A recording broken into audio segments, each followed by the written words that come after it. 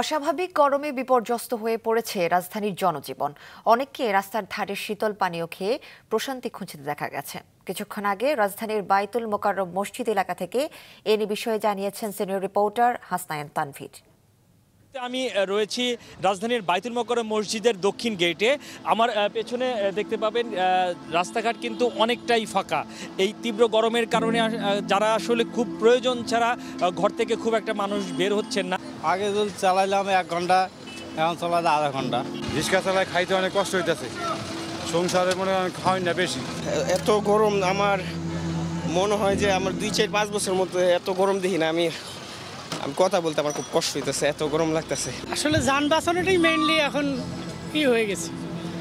বিভিন্ন মার্কেটে ঘোরাঘুরির পরে শরবতটা খেলে কিছুটা ক্লান্তিটা দূর হয় আর কি।